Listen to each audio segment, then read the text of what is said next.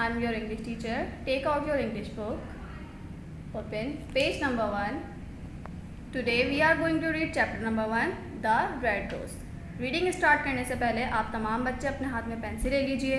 Reading के दौरान मैं जिन वर्ड्स को अंडरलाइन करूँगी आप मेरे साथ साथ उसको अंडरलाइन करेंगे. Let's start the reading. Once there was a beautiful red rose living in a small garden along with many kinds of colorful flowers and vegetables. They all talked to each other and thanked Allah for his blessings. A little sparrow who visited the garden and the red rose were friends. They used to chatter about anything and everything. One day a cool breeze was blowing and all the flowers in the garden were laughing when suddenly a tennis ball fell in the garden near the rose plant. A child ran to the garden to find his ball. He noticed that the garden was very beautiful. He plucked some of the small daisies and plucked at the grass. Then he saw the red rose and was about to pluck it, but the small thorns pricked his fingers. So he left the garden and went back to his friends. All the other flowers were worried for the daisies and the red rose. यहाँ तक हम समझ लेते हैं कि chapter में हमें क्या बताया जा रहा है. रेड रोज यानी सुर्ख गुलाब. एक सुर्ख गुलाब की कहानी बताई जा रही है.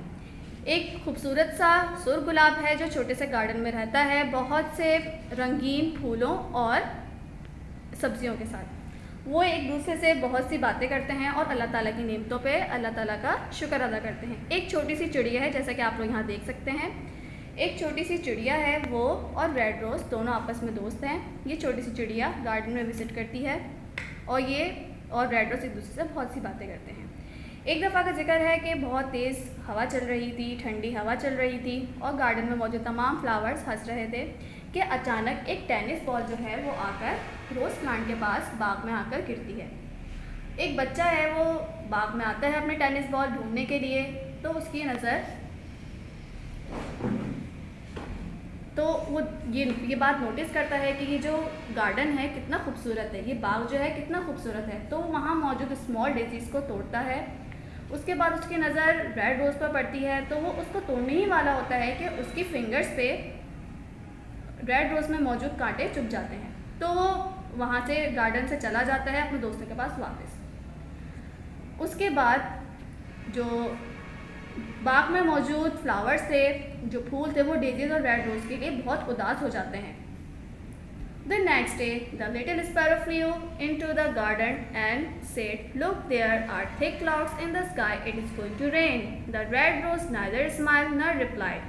The sparrow asked, "What happened? Why is everyone sad?" The sunflower told the little sparrow the whole story. She became upset. The little sparrow had an idea and said, "Let's pray. Let's all pray to Allah to help us."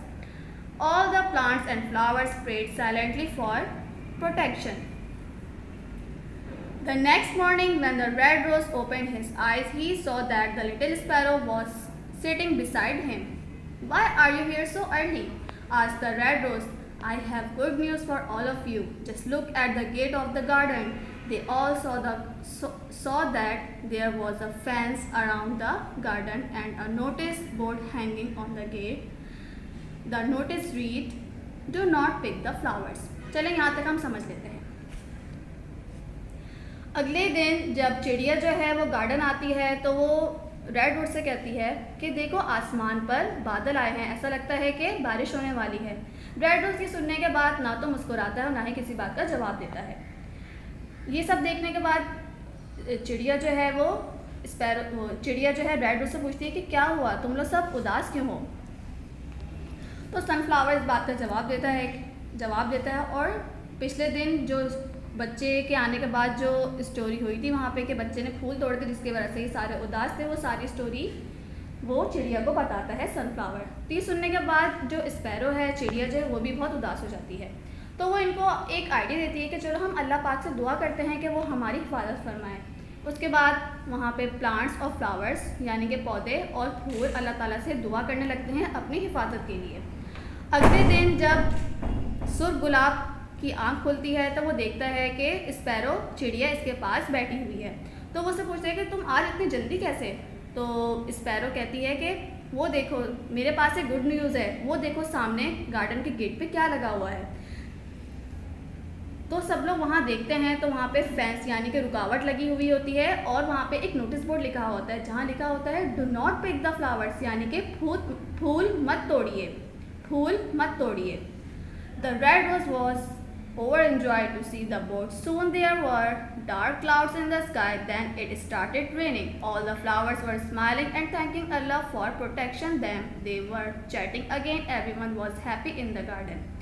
Notice board पढ़ने के बाद जो है red rose बहुत ज़्यादा खुश होता है। उसके बाद आसमान पर गहरे बादल छा जाते हैं और थोड़ी ही देर में बारिश शुरू हो जाती है। उसके बाद बारिश शुरू हो जाती है, वहाँ पे मौजूद फ्लावर्स जो हैं वो मुस्कुराते हैं और अल्लाह पाक का शुक्र अदा करते हैं कि अल्लाह ताला ने उनकी हिफाजत फरमाई। उसके बाद सब वहाँ पे खुश रहने लगते हैं। तो students, today we have done. इंशाल्लाह we will meet in our next class. Allah.